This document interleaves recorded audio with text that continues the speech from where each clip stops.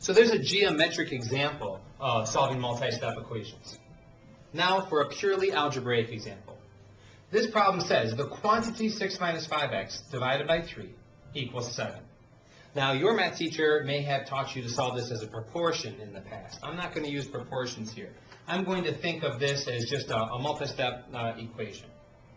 Important to remember that a fraction bar separates the numerator and the denominator. You are allowed to consider the numerator as one, I don't know, for lack of a better word, term. That's not the right word, but I can't think of the right word right now. The entire left side of the equation is being divided by 3. So my first step is to perform the opposite operation of what's being done to my variable and its entire group. So in order to get rid of the thought of divided by 3, I'm going to perform the multiplicative inverse, which is times 3. 3 times the group divided by 3. It's sort of like taking my age, tripling it, taking that new number, and dividing it by 3. I should be right back at my age. These are opposite operations, dividing by 3 and multiplying by 3. In order to maintain balance of the equation, I'll also multiply the other side. This is known as the multiplying property of equality.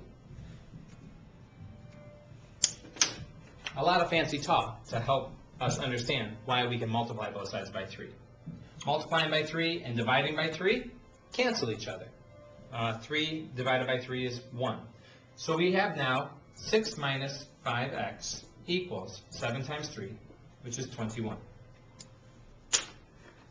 Now, because I sometimes get confused by subtraction signs, I'm going to go ahead and change subtraction by adding its opposite and creating a plus and negative there. So we now have 6 plus a negative 5x equals 21. Up here, we did our addition subtraction part first and our multiply divide part second. I think I forgot to mention it up top. I think it was obvious in the perimeter problem why we would subtract and then do the division problem, and I hope that we can carry that same thought into a purely algebraic problem such as this. I'm actually going to be performing order of operations in reverse to isolate the variable, and my whole goal here is to get x by itself and all the other operations to the other side of the equal sign. So I'll begin by attacking this plus 6. The opposite operation is minus 6. I'll subtract 6 on both sides. And I'll be left with 6 minus 6, which is 0. 0 plus negative 5 is just negative 5x. Is equal to 21 minus 6, which is 15. And please allow me to take that and carry it up here. I don't want to run off the screen. So I will just rewrite this. Negative 5x equals 15. Once again, I want to isolate the variable by performing the opposite operation.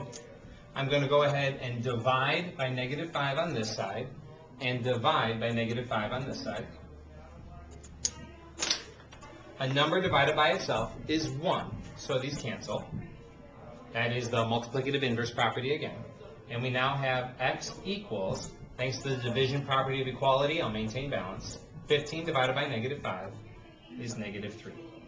I've isolated the variable, so I know whatever's over here should be the answer to what x equals. I'm guessing that x equals negative 3. And to check that, I'll once again use the substitution property. I'll look at my original problem and put a negative 3 in here. So my problem, if I can erase this now, with the substitution in place, would be 6 minus 5 times negative 3 divided by 3 should equal 7. Well, let's look. Order of operations says to completely simplify the numerator. So I'll have 6 minus negative 15 divided by 3. Minus a negative is the same thing as plus a positive. So I'll now have 6 plus 15, which is 21 divided by 3. And that little bit of math tells us that 21 divided by 3 is 7. This should have equaled 7, and it does.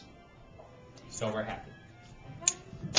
Well, there's two problems of solving multi-step equations. One using a thought of geometry, the other one purely algebraic.